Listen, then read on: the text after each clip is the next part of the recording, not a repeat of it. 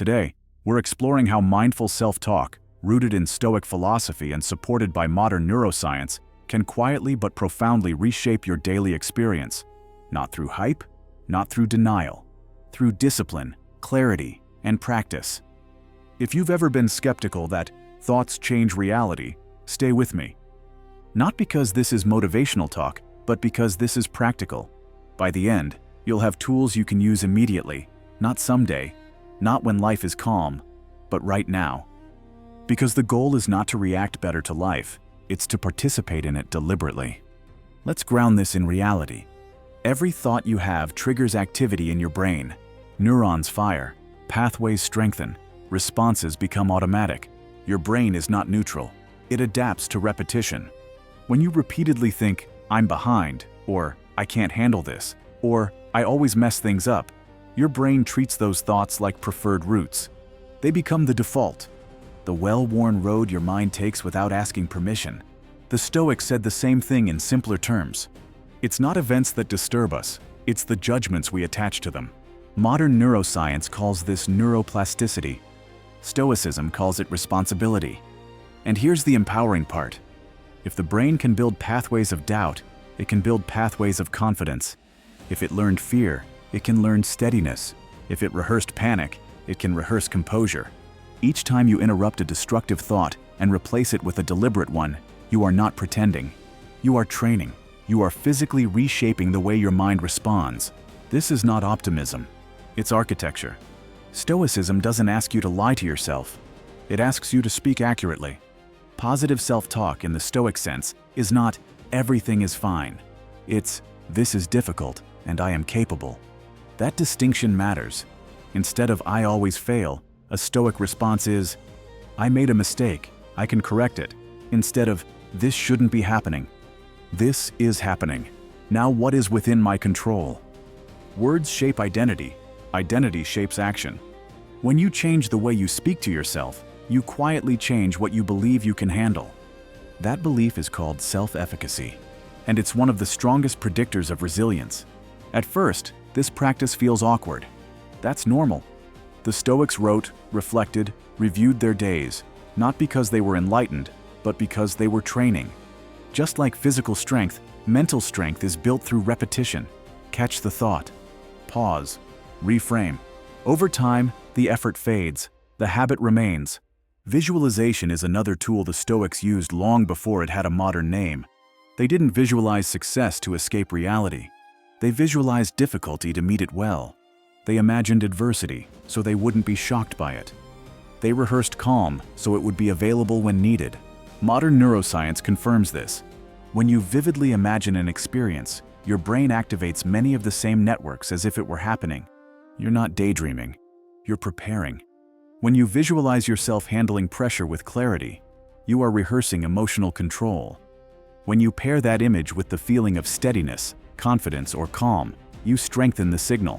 Emotion fuels repetition. Repetition builds familiarity. Familiarity reduces fear. Visualization is not about controlling outcomes, it's about controlling response. Stoicism also insists on something uncomfortable but essential, acknowledging reality as it is. Not pessimistically, not romantically, clearly. Avoiding reality doesn't protect you, it weakens you. The Stoic principle, "the obstacle is the way," means this: every difficulty is raw material for growth if approached deliberately. Acknowledging reality means naming challenges honestly without exaggeration or despair. This is hard. This will take time. This requires patience. Then asking the most powerful Stoic question: what does this demand of me?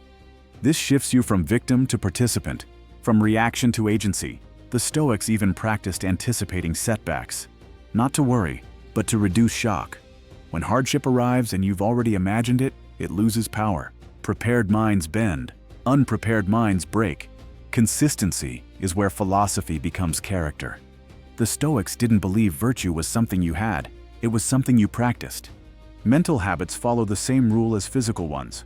Infrequent effort produces fragile results. Daily effort compounds. Gratitude, self-talk, reflection. Each repetition reinforces a pattern. You don't become calm by wishing for calm. You become calm by practicing calm when it's inconvenient. Your environment matters too. What you consume, who you listen to, what you allow to repeat in your head. Remove what weakens you. Reinforce what strengthens you. Consistency is not perfection. It's persistence. Language is a tool for resilience. When hardship hits, your words either close options or open them. "I can't handle this" narrows the field. "This is difficult, but manageable" activates problem solving. Positive speech is not denial, it's orientation. It keeps emotion from overwhelming reason. It keeps pressure from turning into panic. And it spreads. When you speak with steadiness, others stabilize. The Stoics understood that strength was not solitary. It was communal. Encourage yourself. Encourage others. Let both reinforce you. Gratitude and acceptance complete the framework. Gratitude shifts attention from absence to presence. Acceptance redirects energy from resistance to response. Acceptance is not giving up. It's choosing where to invest effort. What you control deserves attention. What you don't deserves release. Together, gratitude and acceptance create peace without passivity, ambition without anxiety. A simple daily practice helps. List what you appreciate. Include the challenge. Ask, "Is this within my control?" If not, release it. If yes, act deliberately. Finally, ask better questions. Questions shape focus. Why does this always happen to me? Produces helplessness. What can this teach me? Produces direction. Speak to your future self as if they are already forming. I am someone who stays steady under pressure. I am becoming more disciplined. I respond with clarity. This is not pretending. It's aligning behavior with identity. The Stoics called this acting as if. Behave as the person you are training to become. Over time, behavior catches up to language. Language catches up to identity. This is the work. Quiet, repetitive, powerful. Every thought is a vote. Every word is a brick. You are building something whether you notice or not, so choose deliberately. Speak wisely. Practice daily. The future you is listening. Subscribe to Ascend X Awaken.